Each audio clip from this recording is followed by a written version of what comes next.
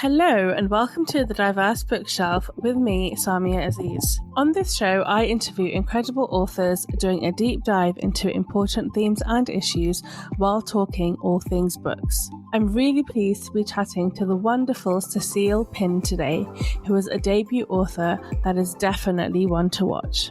Her debut novel, Wandering Souls, is a gentle, heartbreaking yet hopeful story of a Vietnamese refugee family who fled Vietnam and arrived in 1980s Britain under Prime Minister Margaret Thatcher.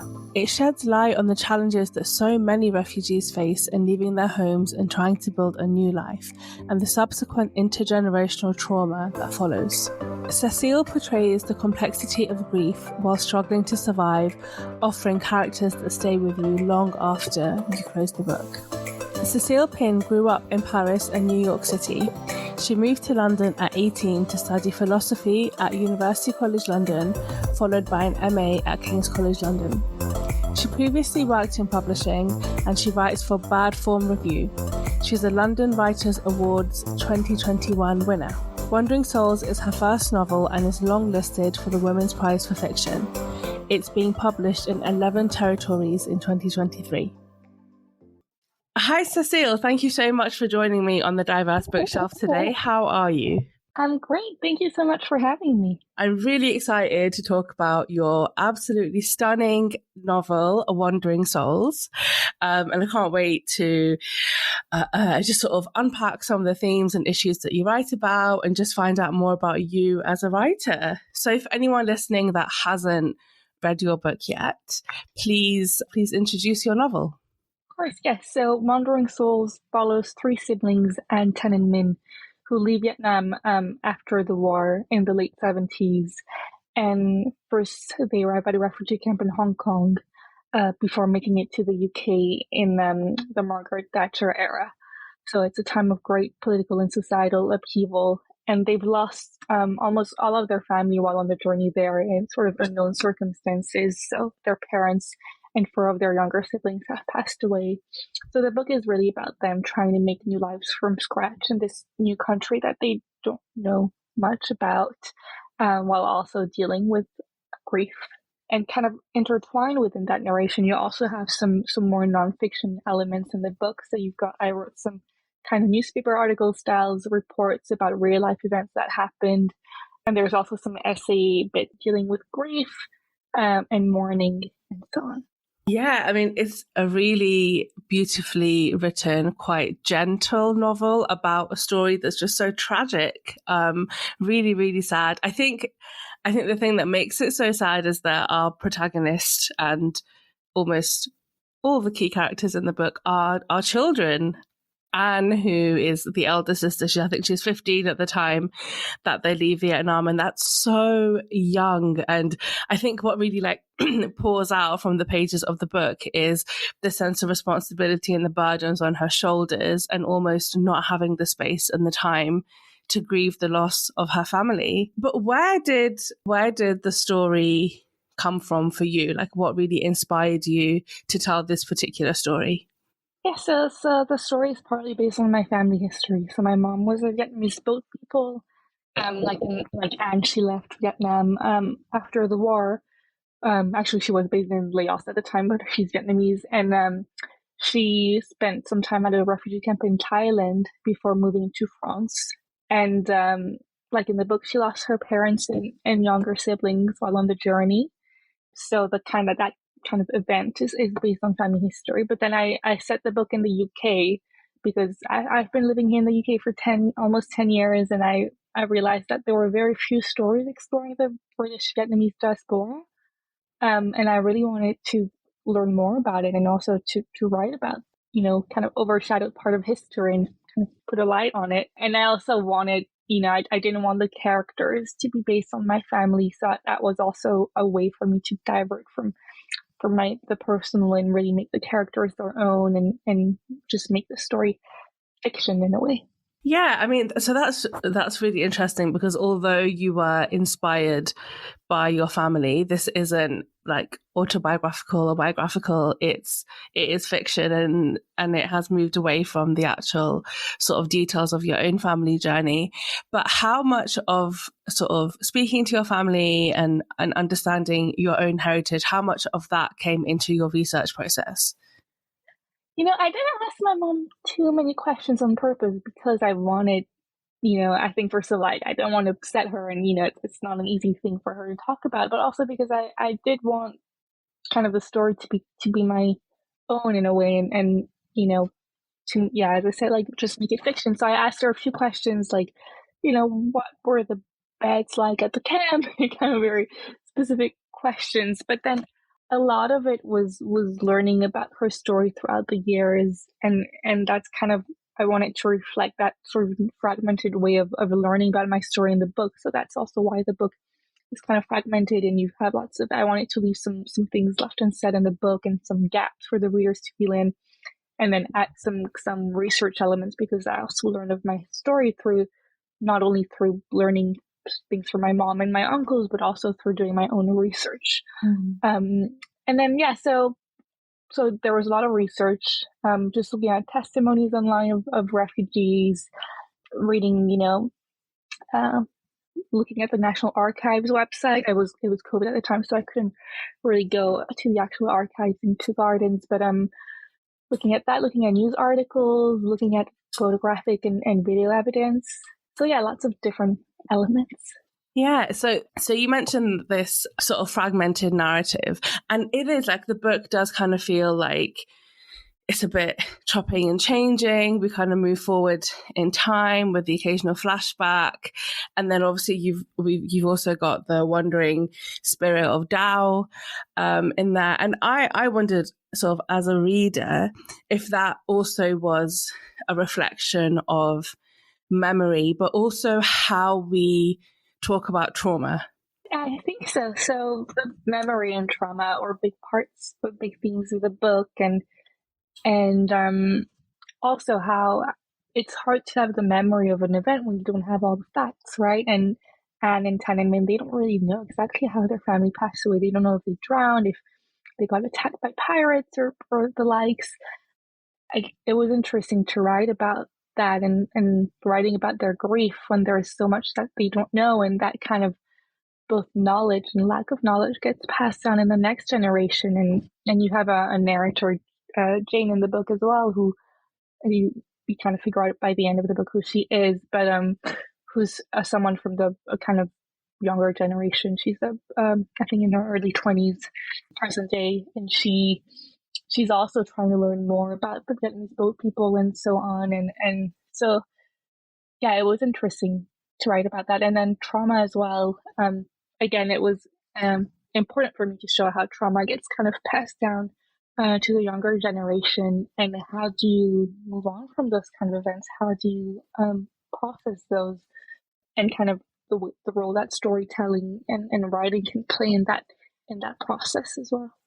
Yeah, absolutely. I mean, I think that sort of intergenerational trauma element was brought out so well in your book, because what we see continually is Anne sort of having to suppress her emotions and her grief, and not having the space to talk about how she's feeling, and she's having to give up on her education and her dreams. And there's this really heartbreaking scene actually where she kind of loses it with her younger brother, and he's criticizing her for letting go of her dreams, and she's frustrated with him because he's not studying. And she just has this moment where she's just like, but I gave up everything to look after you. And then I think as well, like as the book kind of progresses and she moves on and she has her own family, that sense of not being able to talk about what happened is still there. But then what comes out is the frustration that then causes for the next generation, who not only want to understand who they are, but they want to understand what happened to their parents and their grandparents and their aunts and uncles. And I just thought you brought it out so well, because it's something that's quite difficult to understand unless you've experienced that kind of thing. But it's why I think so many people say, like, of our generation whose parents have had some kind of trauma or migration or forced migration. Yeah, like why so many of us have a hard time grappling with our identity and our place in the world and understanding our own history. So yeah, I thought you did that so well. Thank you so much. Yeah, it was, I'm the youngest of three sisters, so I'm the baby of my family. So it was so interesting to put myself in Anne's shoes and imagine the kind of internal conflict that she was having. She's 16, kind of 16, 18 as the book progresses, and she's really finding herself in this really new position that she didn't expect of being the kind of parental figure of her two brothers and becoming the eldest of her family, and at a time when you're mostly worried about boys and grades in school, and yeah, so it was hard, but also very rewarding in a way to put myself in her shoes and imagine all the conflicting emotions that she would be feeling, and then how those emotions would kind of get passed to her own children, and how really a lifetime can go by with so many things still left unsaid. I think the more time goes by, the more these things get buried down deep into you, and how hard that can be. And what do you think is the role of kind of storytelling and capturing what really happened today? Like, what do you think we can take from that, and why is it so important? I think, I was very interested in the idea of catharsis and how you can kind of purge your emotions through art and writing. That sounds a bit grand when I say it like that, but I think myself writing this book, it helped me process so much just by putting myself in the character's shoes, and I think it helped me understand my family, my mom better, and everything they went through, and also just learning more. There were so many things that I didn't know, and I still, there's still a lot of things that I don't know about my family history, but just through doing that own research and writing about it and kind of making a story out of it, and then I think that was very it gave me a sense of fulfillment, I think, and calmness. Because now I just feel like, and it's a bit full circle, when I told my mom that I was writing this book, she just said like, well, at least something good's going to come out of this. So, so yeah, I think again, it's that thing of creating something positive out of something quite horrible. Yeah, absolutely. And I think the alarming thing about Vietnam is that, we'll read books like yours or other accounts and we'll think that, okay, this is Vietnamese history, but this is only a few decades ago. Like, this is really recent history, and there's so much that we don't know. And, we have certain narratives about the war in Vietnam and the American presence and the American soldiers that went over and came back with really bad PTSD. Like, we know that's the narrative that we kind of have, but it's so much more complex, and what happened after they left and why so many people needed to leave Vietnam. And I just think it's so important that we have greater access to information and knowledge that kind of tells us what happened, and not beyond one person understanding where they come from, but for us as like the world and communities and societies to really understand what has been happening around the world in the last few decades, so that we can move forward in the right way and not make the same mistakes. But yeah.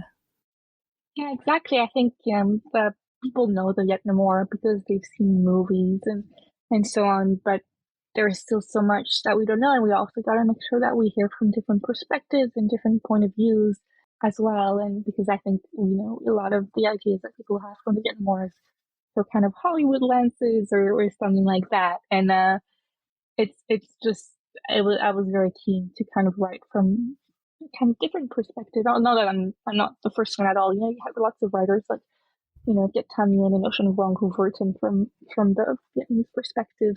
But it was really, and I still there's still a lot of things that I don't know about the Vietnam War, and especially because my book kind of takes place after. But it was so just interesting, really learning more about those stories. Yeah, absolutely. And I think obviously the refugee crisis worldwide is one of the largest crises of our time. Like absolutely millions and millions of people have been forcibly displaced from their homes and have had to leave due to conflict and persecution, war. Um, and I think that I think there's like two sides to the coin. I guess the one side is that because of how the way that social media is right now and the news, we're like constantly bombarded with information and facts and images. And I do feel like we're becoming a little bit numb to things, which means that we're not connecting with people on a human level. And then I guess the other side of it is that like when we're not shown real human stories enough, we don't understand that this isn't just figures of 400,000 people leaving or a million people leaving. This is actual people that have real lives. And so what were some of the sort of, I don't know, like misconceptions or some of the narratives about refugee crises that you wanted to combat with your book, if any at all? Yeah, I think, as you said, I think there's this sense that refugees can be a bit dehumanized. Even the slogan that everyone uses, like "Stop the boat," and that's it's not boats that you're stopping; it's humans, right? So I Exactly. think I just really, I didn't really set out when I wrote this book to write like a political book, and but it's just, I guess it naturally kind of became one it because but what I really wanted to do was just write about those people and kind of shine a bit of a light on them for a few hundred pages and humanize them and just write their story, because I hadn't really read a story about Vietnamese refugees set in the UK. So I think it really was just about that. It was just about showing them as people with emotions and feelings, because I think that can, as you said, when you read the news and so on, you don't really see them as individuals. Yeah, and I think you show kind of how difficult, like, not only is the decision to leave, because there is so much angst in the first few pages of your book as the children are leaving and their parents have decided they've made this really big decision that the family need to leave, but in order to try and make things better, we're going to leave in two different groups. And that is such a massive decision. I can't imagine being a child and being told like you're going first and your parents are coming after. I can't imagine what that could possibly be like, but that is the reality of so many people, because it's just about survival, finding ways that more of you can survive, and to make things easier. And there's so much angst at the beginning of the book because, like you sense it in the kind of the slow movements with the mother. And then Anne has this feeling that she's like, oh, I think that my mom wants to just spend a few moments with me in this moment. And there is this sense of foreboding, something really awful is going to happen, but you don't know what it is.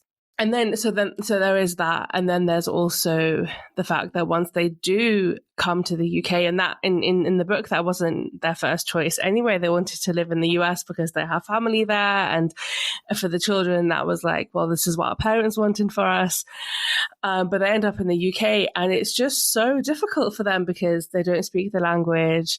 They don't know where things are. They don't know what's going on. And I think sometimes there's this assumption that like arriving somewhere or like being granted refuge or asylum is the end point.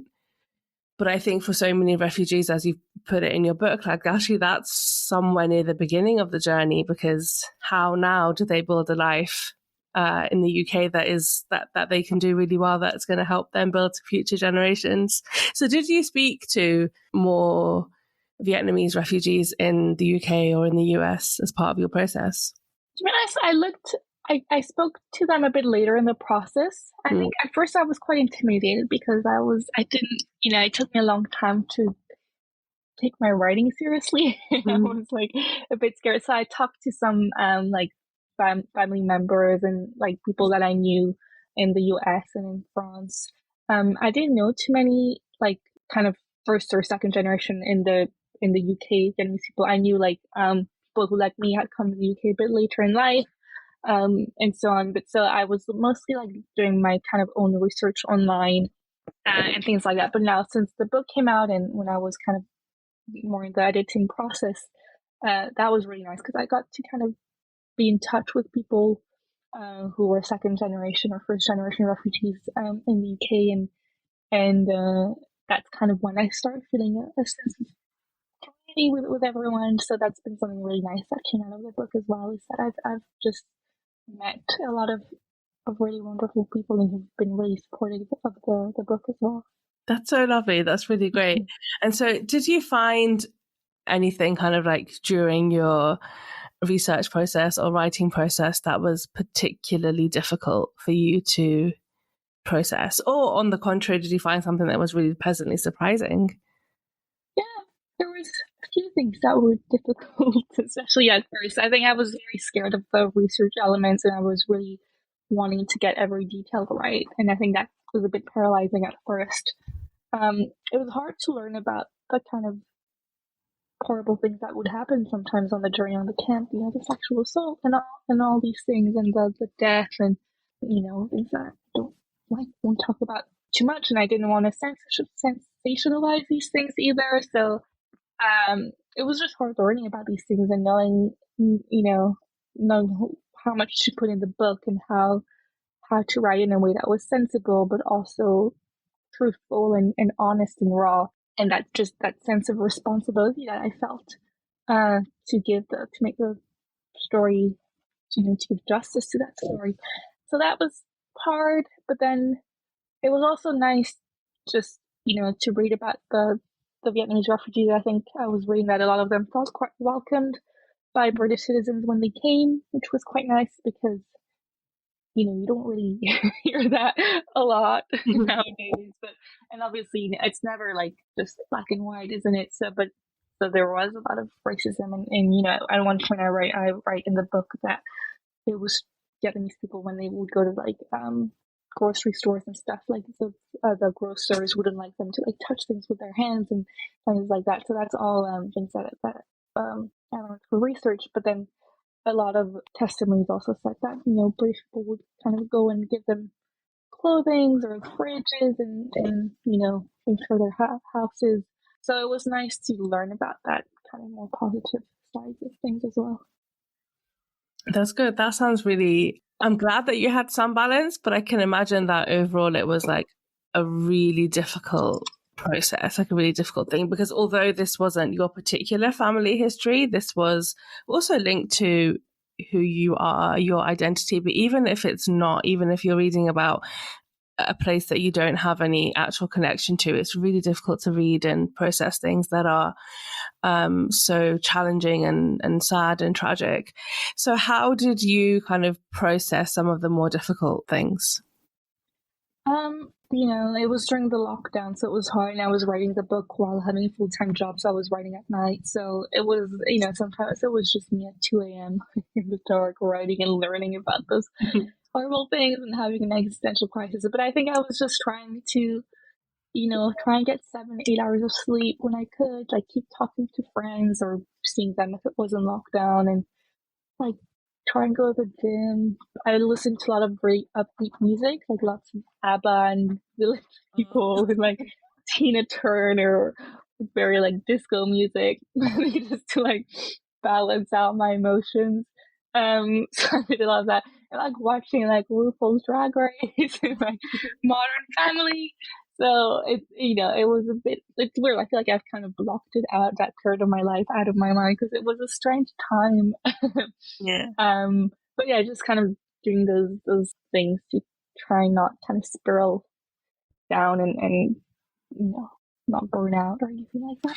Yeah, and you did you mentioned briefly the sort of burden of responsibility that you felt in telling the story and sort of honouring the stories of people you'd read about or you'd met and stuff.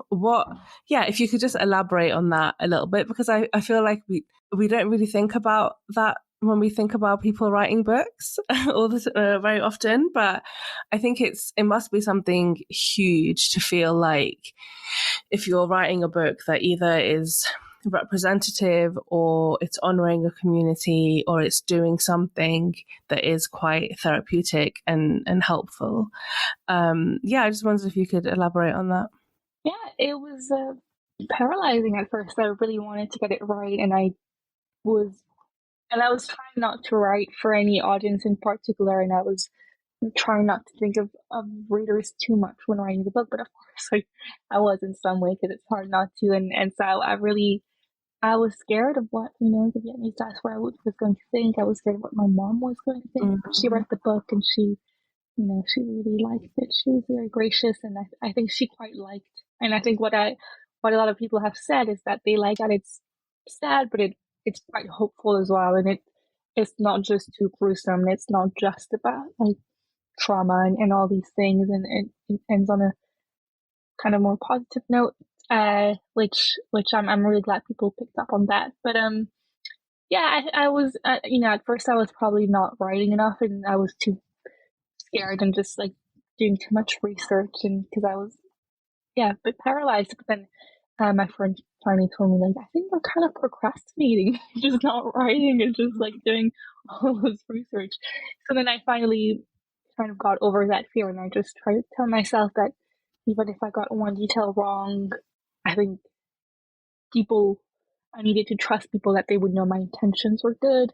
And yeah, so far the people have been very kind and kind of very, very, very generous with me. So I'm very grateful. Oh, yeah, I mean, it sounds very stressful, especially if you're kind of to that granular level of worrying about what if I get one detail wrong, it's not fully accurate of what happened. I can imagine that was really difficult. I'm not surprised you went through this sort of experience of paralysis. In the book, we also have the character of Dao, who is the youngest sibling, and he unfortunately passes away, and so his character is basically that of a spirit. And it's really interesting because I don't think I'd read any like a character portrayed quite in that way, and it was like you had the sense when you were reading his sections that he was kind of floating because of like it was visually on the page, it wasn't linear. It was kind of it was floating like sentences in midair. But there was also something very innocent, but also very poetic as well about him. Why did you decide to introduce Dao like that? Because although it was wonderful, like his character didn't he didn't actually interact with any of the characters, he didn't push forward the plot, but why did you decide to have him still present in the story and in the way that you presented it as well? So I probably should explain the title as a way to explain. So Wandering Souls, the title comes from the Operation Wandering Soul, which was an operation that the U.S. Army undertook during the Vietnam War, which sort of played on the Vietnamese belief that if you're not buried properly in your hometown, then you won't be able to rest and you'll be left wandering for eternity as a ghost or as a wandering soul. And so what the U.S. Army did during the war is that they would play in the jungle those tapes supposed to mimic the sound of diseased Viet Cong soldiers. Like, and there you can listen to it online called Ghost Tape Number 10. It's a real thing, and so the tapes would just have those kind of scary, eerie sounds of soldiers saying things like, "Comrades, go home, look at me now, like you don't want to end up like me," or things like that. And the goal was to kind of demobilize and scare away the Viet Cong army. So it's a very weird operation. And I don't think it was very successful, but I was very interested when reading about that to learn about the way ghosts are perceived in different cultures, and ghosts play quite an important role in Vietnamese culture, and just in general the the respect and the honoring the dead, our deceased loved ones, is quite an important part of Vietnamese culture. So I wanted to explore that idea in the novel, and so that's one of the reasons why I included Dao. I wanted to kind of show that part, that sense of the wandering soul, and I think all the characters in the book, in some ways, are wandering souls, right? Because you've got Dao, who's quite literally a ghost, but then you have An, Tan, and Min, who are kind of aimless, I think, in London and not really sure what they should do in their lives. And I guess for me, that was another way of being a wandering soul. And I also really like books with ghost narrators. You know, I love, like Human Act by Hong Kong and Hotel World by Ellie Smith and books like that. So I just wanted to write one as well. And it was hard to capture his voice because, as you said, he needed to sound quite childish because I think he's 7 when he dies, or 5 or so. I can't remember. But then he also needed to have that kind of wisdom and sense of timelessness that I imagine a ghost would have. So I had some more conversation with my editors, being like about like metaphysics of ghosts and how ghosts should talk. But yeah. Really interesting, honestly. Like I don't know too much about, I haven't read too many books with ghost narrators or characters, but I really liked it because I thought I think for me, it was just a really nice reminder that, for people, although we lose people in life, they're always there. And so it almost felt like this presence that was always there. But you talk about the wandering souls, the actual thing that happened during the war. And I just remember feeling like, oh my goodness, that's terrible. Because it's basically like psychological warfare, right? Like it's not an attack, but it's preying on a community's beliefs and their emotions. And that, I feel like, is a form of, I don't know, like I want to use the word torture because it's in many ways, it's almost worse than a physical attack because that's something you can hear and you can see coming and it's a physical thing that's going to happen and it's terrible and it's awful. But something that preys on your, like, what you believe and what you think and how it impacts your, like, mental health and your emotional well-being. Like, I can't even imagine. It just felt so cruel. And I know that you said that, like, you were really interested in understanding that. Like, yeah, I just wondered if you could elaborate on that a little bit more, because to me, it just really, like, it blew my mind. Because I always feel like we don't talk about the horrors of war enough. And I think you do allude to it in the book as well, this sort of like sexual violence that takes place, which we often don't think too much about, but it's really devastating and is a huge sort of weapon that gets used. But this kind of psychological torture almost, it just was something that I hadn't really come across before. Yeah, I just wondered if you could elaborate on that a little bit. Sure, yeah. So as you said, I think, we learn and we see and read a lot about the more physically violent part of war, which is obviously a huge part of war. But it was interesting to learn and to write about the more psychological effects of war, and you have a chapter also in the book which kind of shows the American soldiers, as they're older. And you see the kind of PTSD that they still have from the war and the mental scars that the war leaves behind, and so it was just, and as you said, it felt like a particularly cruel operation, almost a kind of cheating, operation, because it's not, and it played on the Vietnamese belief, which and also it felt a bit like they were ridiculizing, I thought, the Vietnamese beliefs that, but then also it's for what? Because I think in Anglo-Saxon cultures we also honor the dead, and we also, we're not that different, right? And we also, want to bury them properly. I think I find it fascinating that that's something, the respect of the dead is really something that seems to be quite universal, and from the kind of, there's a chapter where I kind of touch upon the story of in the Iliad of Achilles wanting to bury his companion Patroclus properly, and how, so I feel like from the ancient times to this day in all cultures, you always have that big respect for the dead, and it feels quite sacred. So I think this operation felt particularly blasphemous in that sense as well. Yeah, absolutely. Just really, honestly, just really fascinating. Just this idea that, like, part of winning is also just like really creeping out the other, like really freaking them out, because based on something that you know that they believe, and just making them feel deeply, deeply uncomfortable. And also, like, when it means so much to that community, like to really shake their core beliefs is just just really bizarre to me. I'm definitely going to read more about it, because I still find it so fascinating.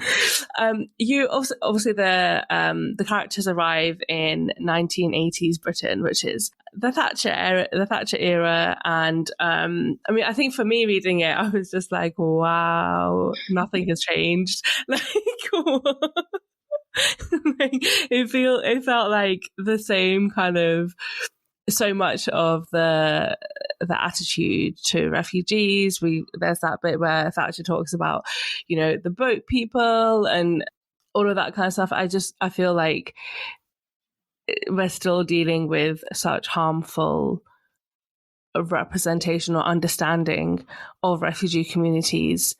And I mean, I think it's some of what we're experiencing right now is definitely worse, but it felt a bit awkward or a bit weird to feel like, well, this could be set now, and I wouldn't feel like it's wrong that it should be set 50, 40 years ago.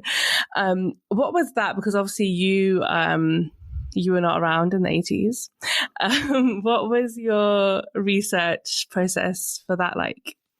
Yeah, it was hard again, and it's interesting because every detail needed to be checked. What kind of supermarkets were around in those days, what high street stores. There was a scene when they go shopping and for kind of an office outfit, and nowadays you would have them go to H&M or Zara, but at the time it was CNA that was there at the time. So just kind of making sure that all those little details were right. And then that chirp as well, like learning about her. And it was interesting because and I don't really actually say too much about that chirp, but I put a letter in the book, which was a really other letter that she wrote to a family of Vietnamese refugees.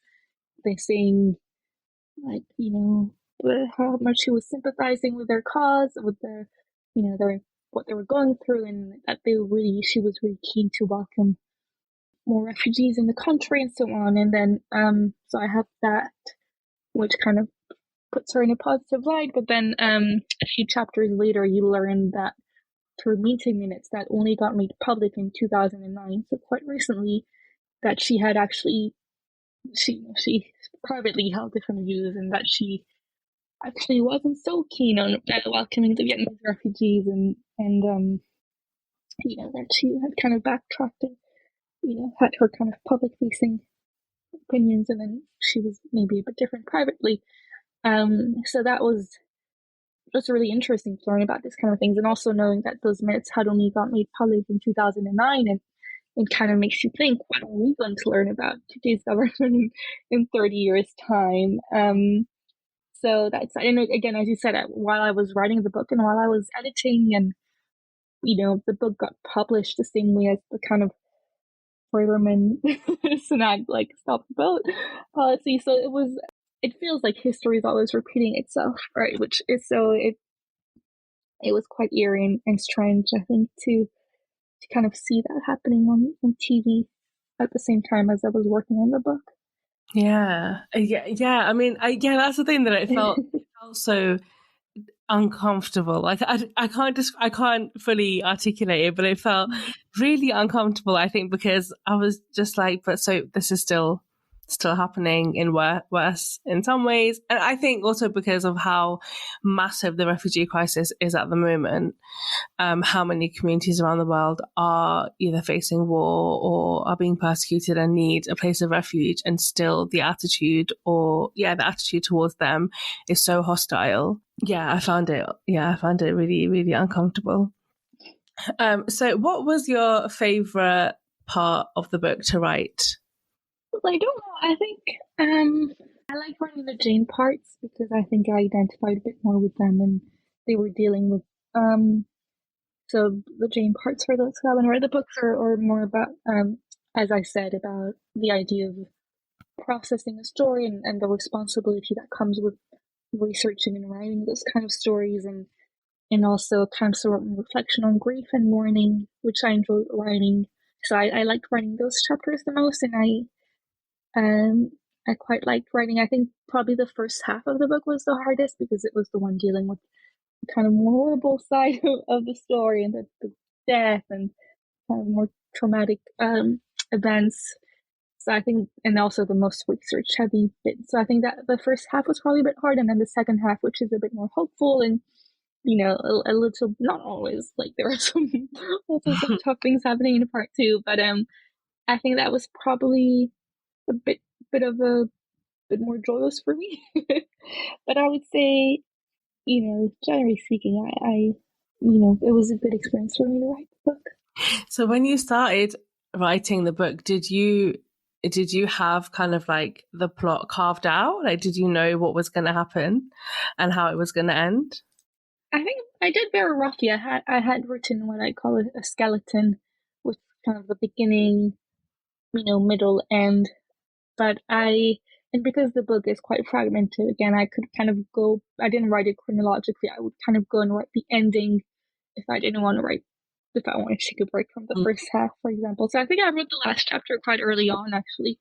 But yeah, so I had a vague idea of how I wanted the story to go, and then it was during the redrafting, it was really about adding more things and adding some more chapters of Anne Tenement in London, and it was almost like a puzzle in some way, the way that I worked on it, and the way that my editors as well helped me work on it. Like, it was about kind of seeing if there was like one bit that was maybe we needed to be longer, and we could kind of just add a chapter here and there. So that was also quite a fun part. Was there anything like major that you changed your mind on, or that you changed, or was it kind of, do you feel like it's kind of true to what you set out to write? I think it's true to what I set out to write from the beginning. I always knew that I wanted to have those different elements, and I had different discussions with different agents, and some of them wanted me to lose Dow, or wanted me to kind of make the book a straight narration, and I knew that that's not really what I wanted, so I made sure to sign with Matt, an agent who kind of had a similar vision to me, and same with the editor as well, who wouldn't like force me to change the book.